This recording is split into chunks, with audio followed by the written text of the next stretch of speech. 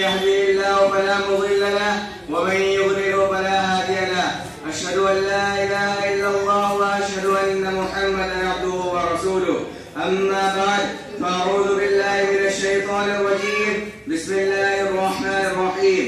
وقضى ربك ألا تعبدوا إلا إياه وبالوالدين إحسانا إما يبلغن عندك الكبر أحدهما أو كلاهما فلا تقل لهما أف ولا تنهرهما وقل لهما قولا كريما واخفض لهما جناح الذل من الرحمة وقل رب ارحمهما كما ربياني صغيرا. صدق الله العظيم.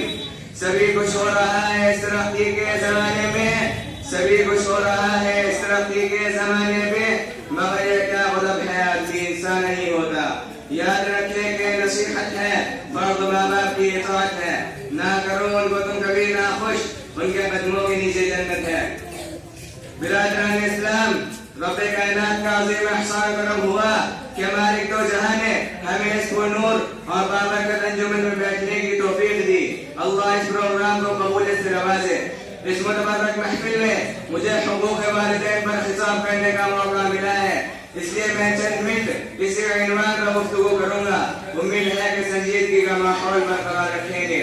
حضرات گرامی، آج کے پرفتن دور پر شاعرانہ نظر ڈالے تو یوں محسوس ہوتا ہے ہر زند سے اپنے اپنے حقوق کے مطالبے کی صدا سنائی دیتی ہے. ہر زند ظلم و زیادتی کا طور طور نظر آتا ہے. ایک دوسرے کے حق کو مارتا ہوا نظر آتا ہے. ہر ایک کو دوسرے سے شکایت ہے. لیا کو بادشاہ و حاکم سے شکایت، آقا و مالک کو غلام سے شکایت، غلام و نوکر کو آقا سے شکایت، والدین کو اولاد سے شکایت. کوئی پڑوسی کا حق ادا کرنے کے لیے تیار نہیں، اولاد والدین کا حق ادا کرنے کے لیے تیار نہیں. والدین پر ظلم و زیادتی کے پہاڑ توڑے جا رہے ہیں. ان کی عزت احترام و آداب کو پامال کیا جا رہا ہے. ان کی عزت احترام و آداب کو پامال کیا جا رہا ہے. ان کے ساتھ گھنوریاں ناپاک حرکتیں کی جا رہی ہیں. اور اس ماں پر ظلم و ستم و زیادتی کی برسات کرتے ہیں جس نے 9 ماہ اپنے پیٹ میں رکھا، جس نے 2.5 سال تک دودھ پلایا، جس نے بچے کی خاطر مصیبت برداشت کی، جس نے بچے کی پریشانی کو اپنی پریشانی سمجھا. مجھے بتاؤ تو صحیح کہ کیا والدین کا حق یہ ہے کہ ان کے اوپر ظلم و زیادتی کے پہاڑ توڑے جائیں، ان کی عزت احترام و آداب کو پامال کیا جائے، ان کے ساتھ گھناؤنی اور ناپاک حرکتیں کی جائے؟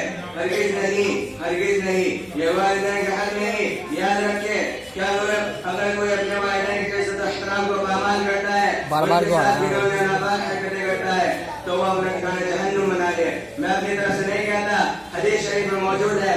حضرت امام رضی اللہ تعالی عنہ سے مروی ہے کہ محسن انسانیت صلی اللہ علیہ وسلم سے ایک شخص نے دریافت کیا کہ یا رسول اللہ ما حق الوالدین، والدین کا حق کیا ہے؟ سنو، میں نبی صلی اللہ علیہ وسلم کا جواب سنو.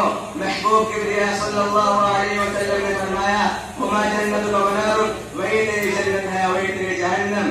حدیث شریف میں غور کر لگیے، پتہ چلتا ہے کہ والدین کا حق کیا ہے.